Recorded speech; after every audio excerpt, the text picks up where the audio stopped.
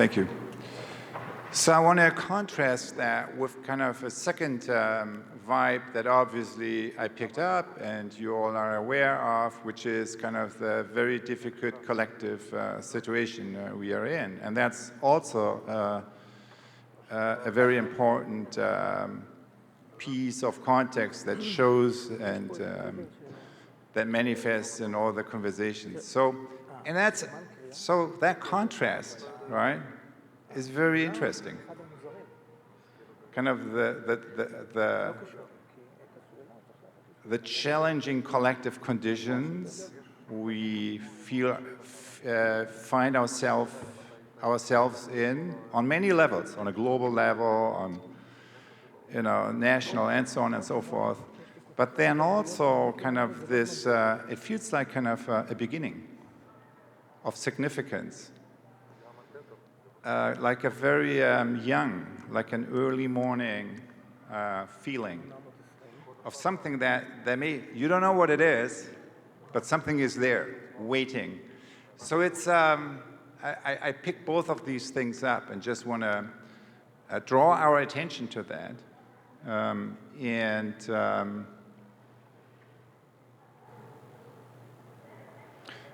And I think it also speaks to the current moment. I remember, so when reflecting on the current moment in the US context, one of a good friend of mine, framed it he's the head of the UNDP, he framed it in the darkest hour of the 20th century, right? 1941, right?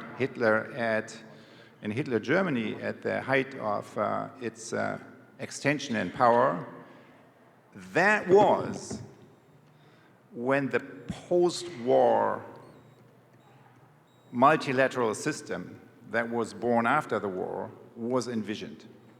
So in the darkest moment, or some of the darkest moment of the 20th century, it is, that's also a significant moment of where, even if it's just very few of us, can put our intention on what's going to be born in the next cycle. And so I'm not, wanting to say kind of there's any resemblance, but I think what probably you all agree on, or most people I spoke to, is it's a difficult time, right? We live in a difficult time.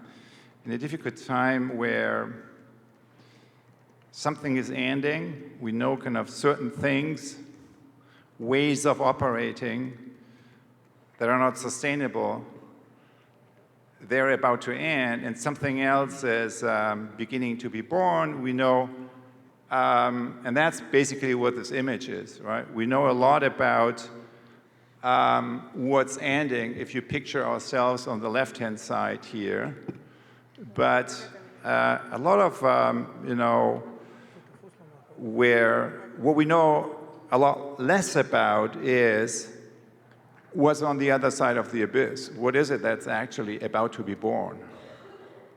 And in my experience, kind of this situation, kind of where something is ending, something else is beginning, but we know not a lot about it, and what we know least about probably is the journey from here to there, how we move from one side to the other.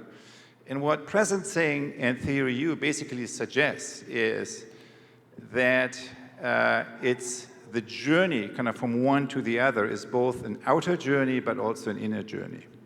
And that's what I want to talk about a little bit, and that has been always my own interest and of inquiry. And this is a situation that I believe is felt by many people today, not only on a leadership level, there are many examples there, but also,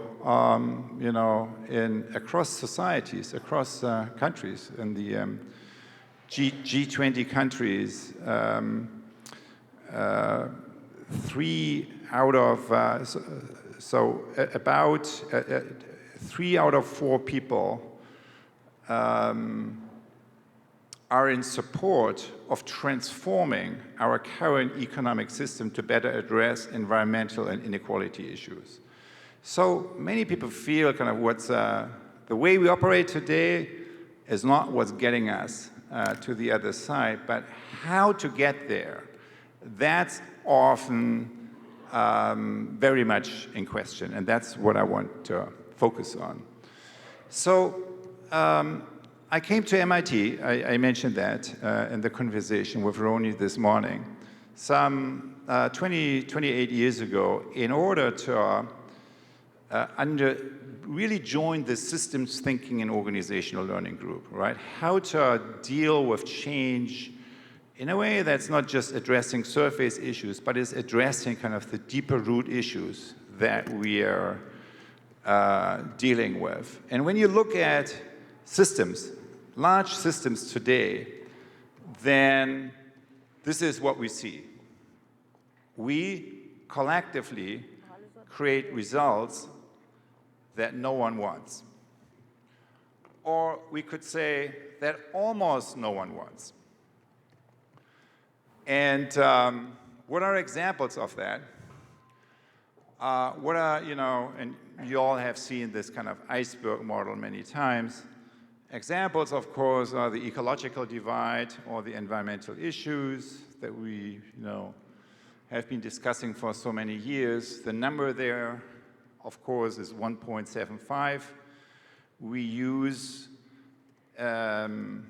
resources 1.75 times the regeneration capacity of planet Earth globally today. So we run an economy that is using not one planet, but almost two, and we all see the impact of that every day. Secondly, falling water tables, and so on and so forth.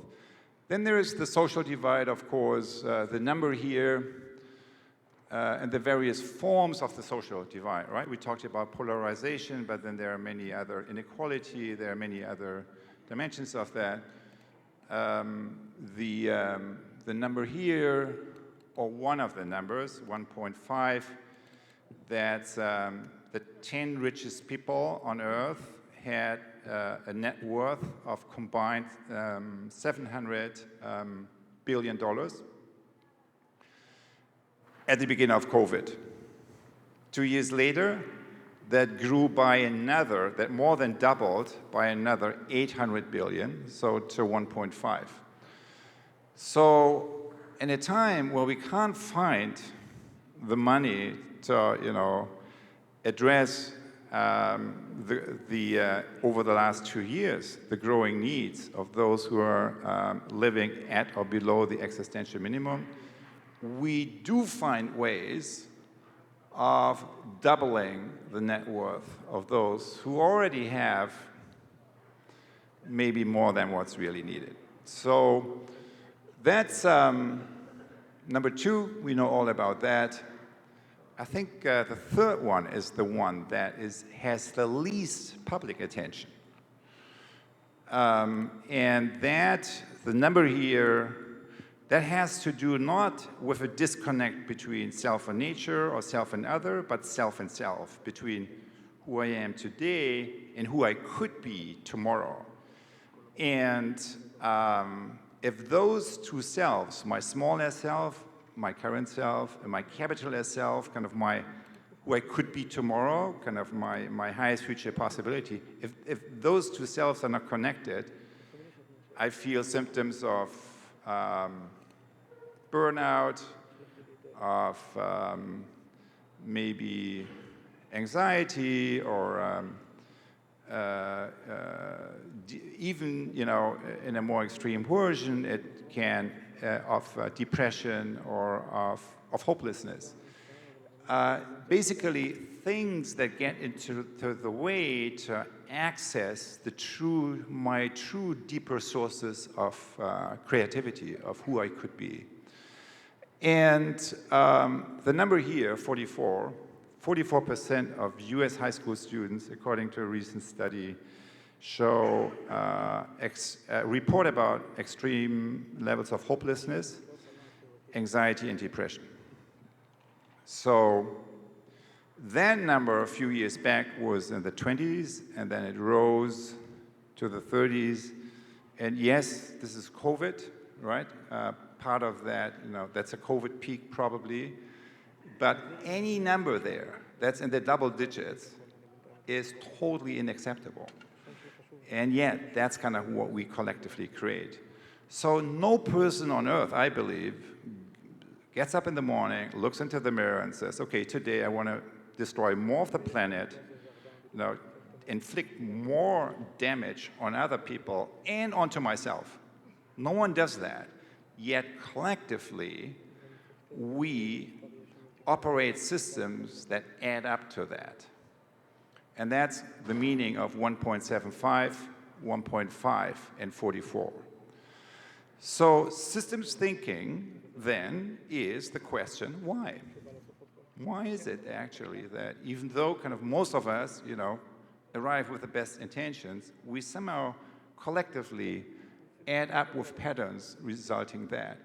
And that's, of course, where systems thinking comes in. And systems thinking essentially says something very simple. Look, if you're a leader, it's not good enough to just kind of fight against the symptoms, right? Your job is to understand and address the deeper root issues.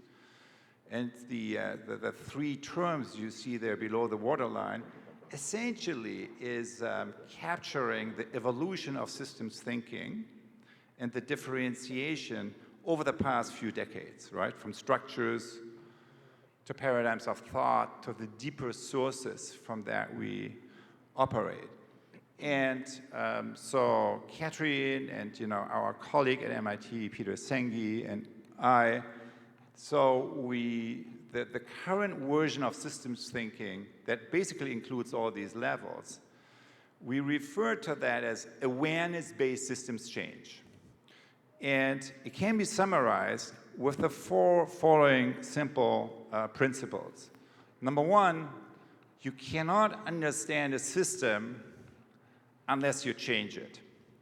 Famously, Kurt Lewin, the founder of action research, which really was the reason why I went to MIT, who left Berlin University in 1933, the moment Hitler took power, and went to the US East Coast and became, together with others, the founder of action learning and action research. So that was one of his guiding principles. You cannot understand a system unless you change it, unless you get involved in changing this, because only that gives you access to the level of experience that's relevant today. Number two, you cannot change a system unless you transform consciousness. So let me rephrase. You cannot change a system unless you transform the mindsets of the people who are enacting that system. So that's kind of 25 years of experience that I had as an action researcher in less than 10 words, right? So that's kind of what I learned, basically, right? So, and many of you probably have related experience, right? Because if you change a system without changing the mindsets, then what are you going to see? You see that the same people in a new structure, new department, blah, blah, blah, new boss, reenact the same problems. So, okay, so if we want to change the mindset, if we want to address this deeper level of change, then how do you do that? That's what is addressed by number 3. You can't transform consciousness unless you make a system see, sense, and invert itself. Okay, I'm going to unpack that. See is easy, right? That was always what systems thinking did. You create a map. This is the system. You can reflect on it. Kind of the map is there. Kind of we can look at this. We can reflect on the pattern that we enact. So that's step 1. It's necessary, but not sufficient. Why? Because if I know what's broken with the system, what's broken with you, it's still stuck in my head, right? It's not transforming my behavior necessarily.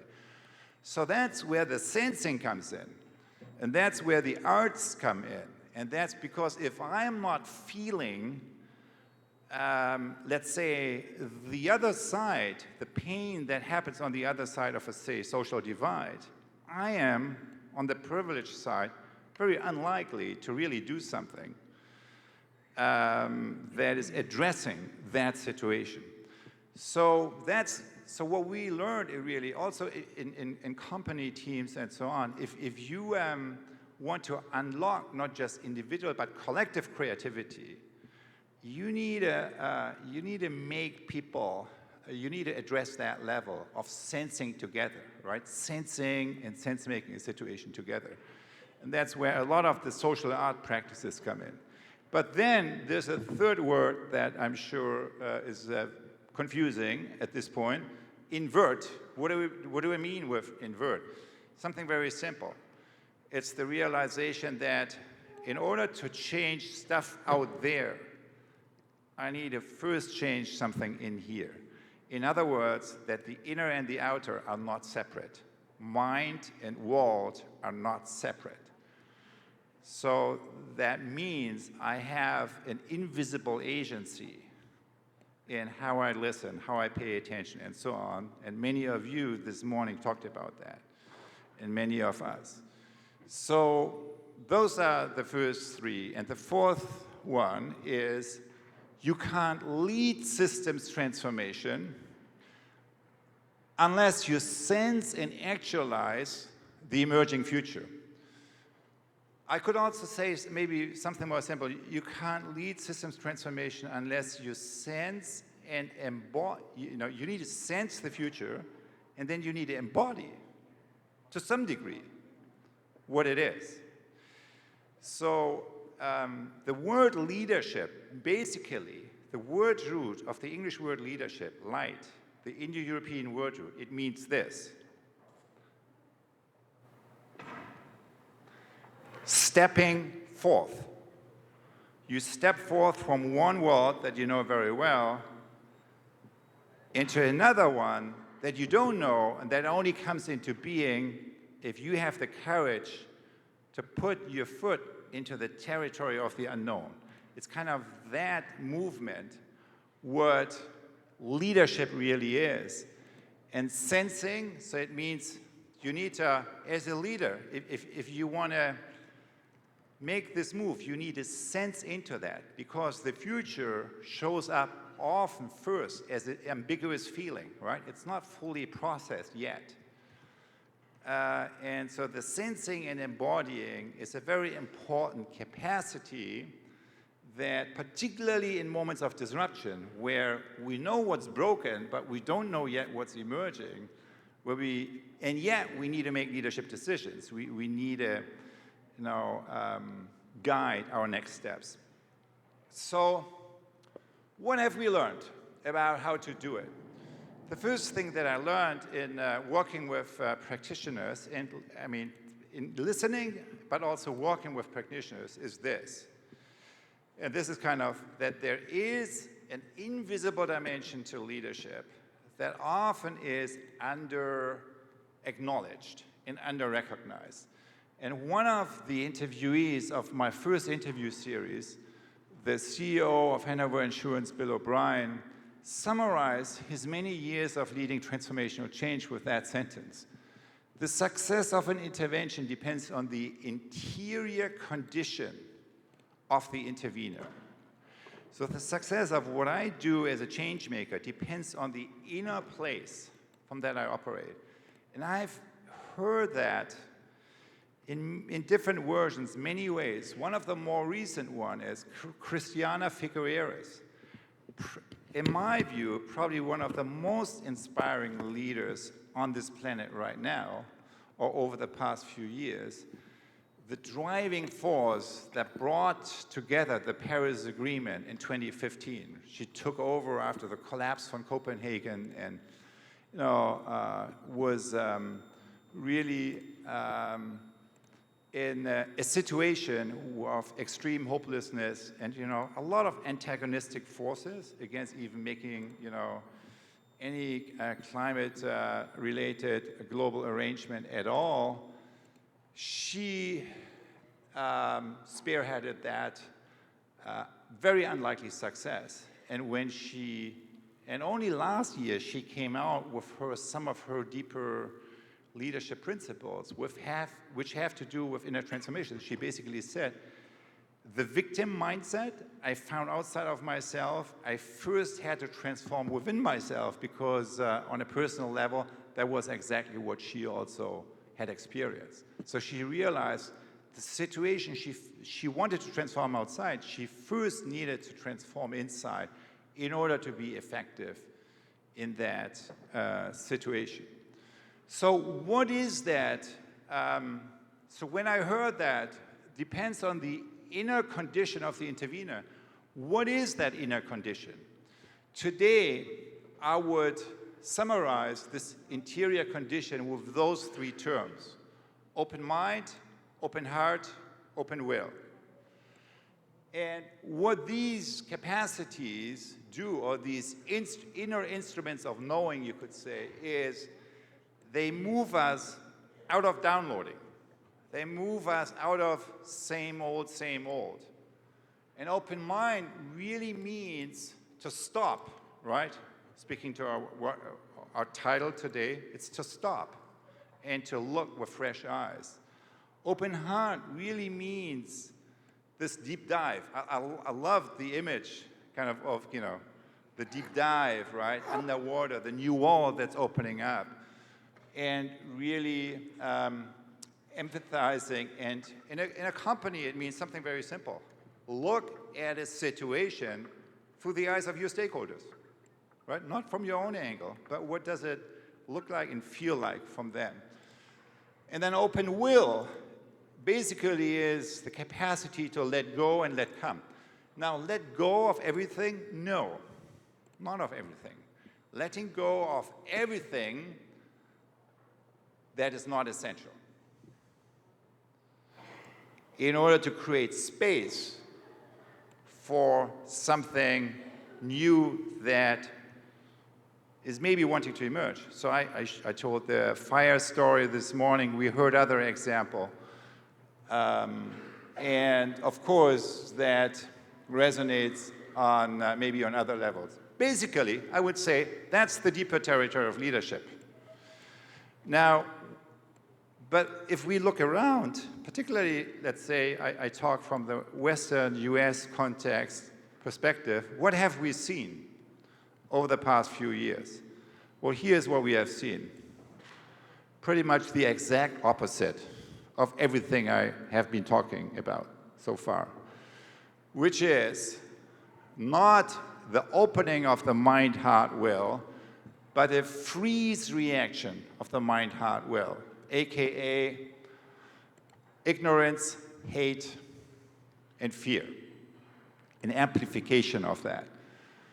And you all, I mean, I could go through all the details. It's not about seeing and sensing, which is really connecting with the environment more deeply. Here, denial and desensing and digging in, right, entrenching, it's we get stuck inside our own bubble, right, one way or another. And that's really the mother of all leadership failure, right, to disconnect from a situation by getting stuck inside your own bubble. It's not presencing, connecting with the highest future possibility, but more disconnecting with that. And rather than bringing the new into the world, what we see is an amplification of destruction and essentially self-destruction, amplifying the trauma that maybe was there already at the outset. So basically, what I'm saying is something very simple. Whenever we face a challenge of disruption, and that's the only thing that in the future will not be in short supply. That's the only thing we know, really. I mean, no one knows what the future is going to be, but we know that, right? There will be more of that. So whenever we face a challenge of disruption, each of us, has a choice. We can respond by turning away and closing down, or by turning toward and opening up. And when we respond by turning away and closing down, we activate one kind of process that by now we all know very well. And when we turn toward and opening up, even though it may be quite challenging, we activate another kind of process that, based on our lived experience, I'm sure each of us also knows very well, because that's essentially what brings us here. So when you step back and say, look, what is this really, right? So what I'm saying is the independent variable is the inner place from that we operate. What does that give rise to? To different qualities of social relationships, or to use a different term, to a different social field. And how are they different? In the following way, I would say. On the upper half, you have basically architectures of disconnection, right? The walls go up, essentially. A social grammar of destruction, right, as we see exemplified here. And the driver, right, the ultimate driving force is an awareness that I call ego awareness. And I don't mean that in an ethical sense at all. I mean it in a technical sense. Ego system awareness is an awareness that arises from inside your own boundaries. You're stuck inside your own boundaries. You're unable to move beyond in your sensing, right? So all your sense making is limited to that. On the lower side, architectures of connection. That's really what we see there. A social grammar of co-creation, that's spelled out here. And the driving force, it's fueled by something I call ecosystem awareness. Again, not in an ethical way. What I mean with that is an awareness that is arising from moving beyond the boundaries of your own system. And that's, of course, the only way of doing that is to activate these instruments, because an open mind does just that. The open heart is doing just that. It's giving us access to an experience outside the boundary of our own system, say as an individual. And the same here. So that's essentially, if you want, the map, right? It's just kind of a sense-making map. And of course, the real question is, all right, anyone's, it's not specific to any place. This is the stuff, right? Leadership in this century is dealing with one way or another. Each of us, right? Because we are like in the tension of these fields, always. So how is it that if we find ourselves here, and if we find ourselves interacting with social fields that are here, what is asked of us to move those things here, to ground ourselves into these realities? Because, of course, all leadership essentially is strengthening these capacities at the end of the day. And one term that was already mentioned this morning that I have found really useful there is the term of the blind spot. What does it take to move a situation from the upper to the lower half? The capacity to illuminate our own blind spots. So that's what we need to be willing to lean into. And I would say there are three levels. The first one is not seeing, right? That's kind of the whole issue of bias. I picked up a new term, right? We were talking with some of you earlier. Unintentional blindness, right? So it's, there's many different versions of that, but it's basically how our pre-configuration is making us not seeing certain things in a situation. So that's the issue of bias, not seeing. The second dimension of the blind spot is not feeling it. So for example, Black Lives Matter, right? So I'm a Euro-American living in Boston, privilege, everything, right? So then Black Lives Matter is exploding. So yes, I knew about all these things, I have friends in that community, but was I really aware? I mean, so that's where my blindness, right?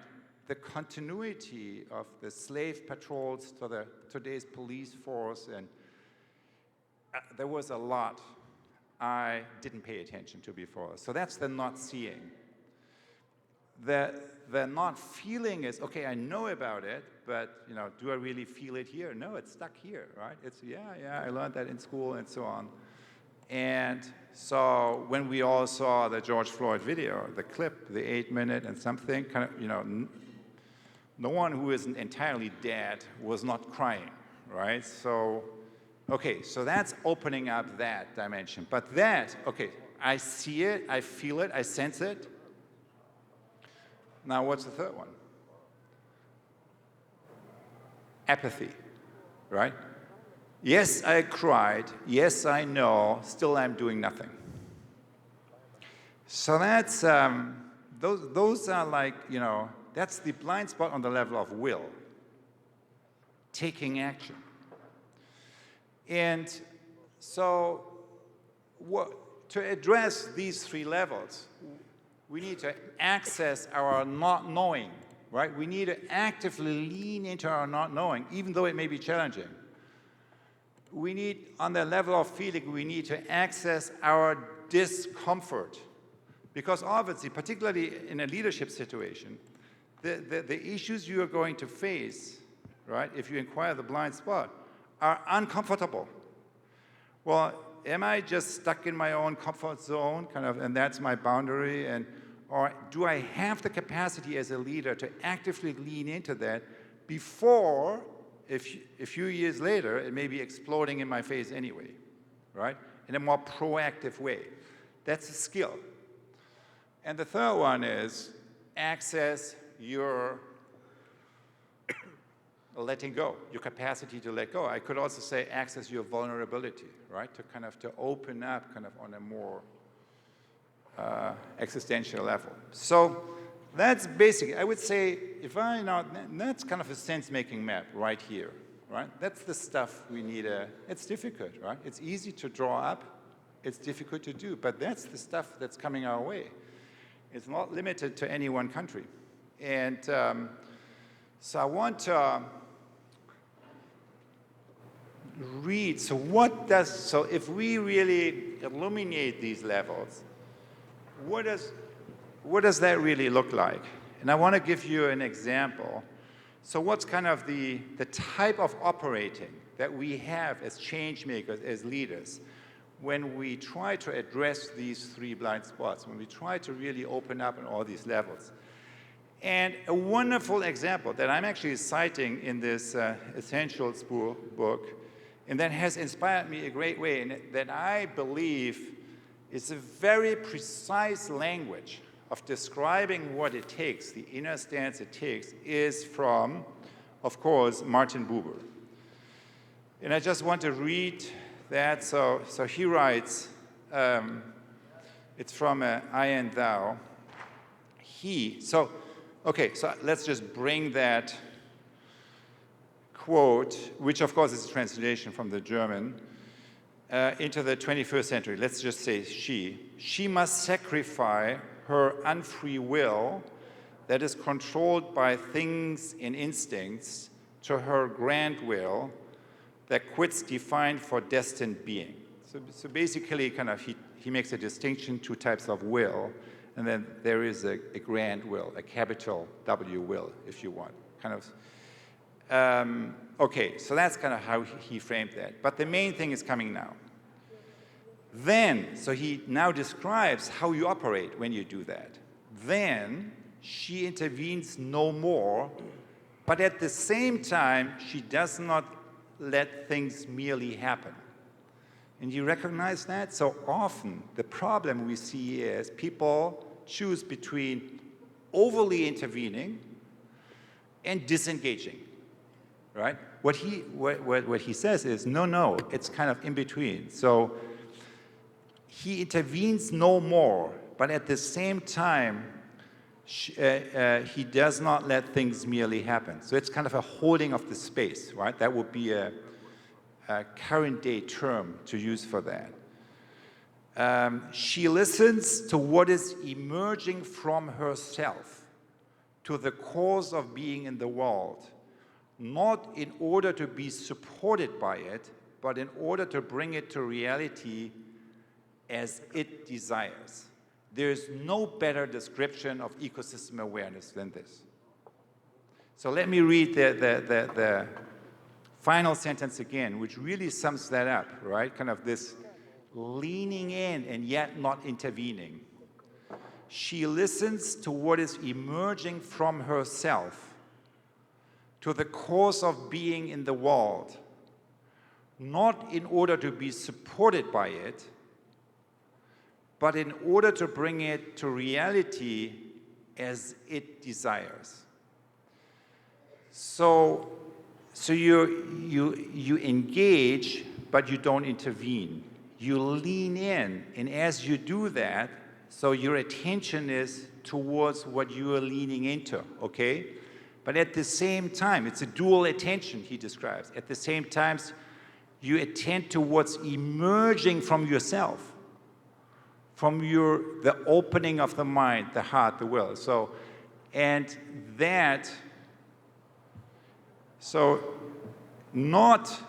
he describes the deeper intention, right? Not in order to be supported by it, that would be the ego, but in order to bring it to reality as it desires. So I find that very, very precise. And that's exactly what we need to do in these challenging situations. And it's kind of an inner stance that if we can embody that, really allows us to deal with these deeper challenges. And if I have learned anything in dealing with difficult situations, it's this. You don't know, should I do this? Should I do that? Should I, these things? When you don't know, what do? Stay with. Stay in this mode of deep inquiry. Stay connected and see what's emerging from that situation through others or through yourself. So it's just kind of, I'm saying all these things because it's just an encouragement. In our better moments, we do that intuitively. But often in high-stakes situations, we are stressed and we jump into overly intervening or disengaging too quickly. And that's where I have found this description to be very precise and very helpful for these practical situations. So we are, almost at the end. Let me just kind of go through the rest a little more quickly, because basically that's really all I have to say, what I just shared.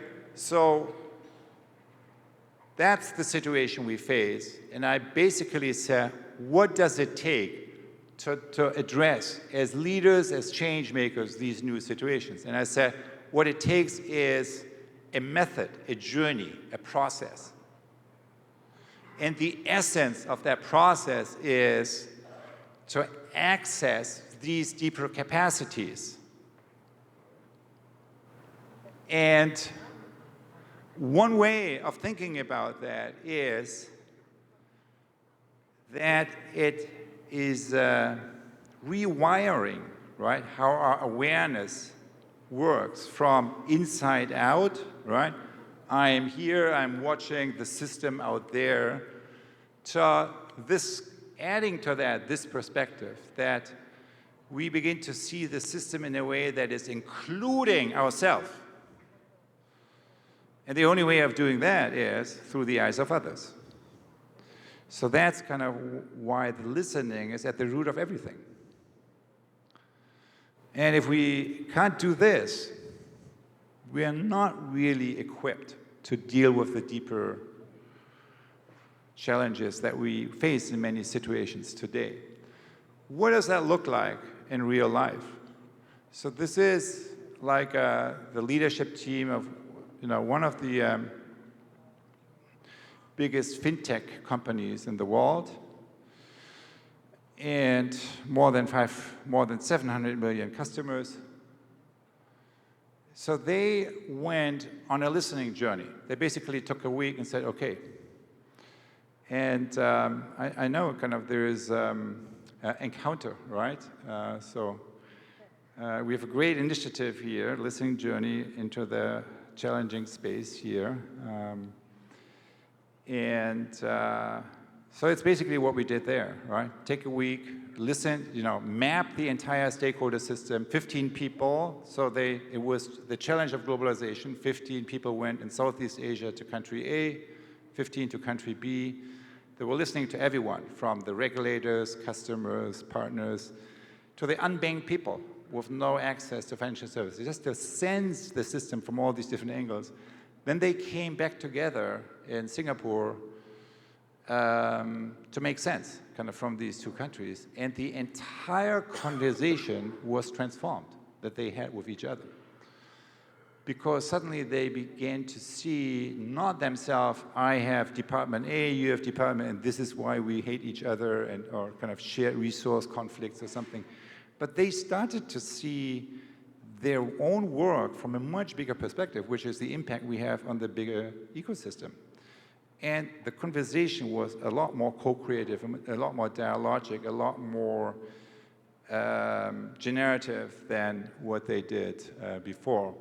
So this is a practice that tomorrow some of you will participate in the masterclass. It's a mapping of the system. I don't have the time really to go into all the details here. This is what I did, the same thing, it's the same method with government and public sector and social sector leaders and business leaders in Singapore.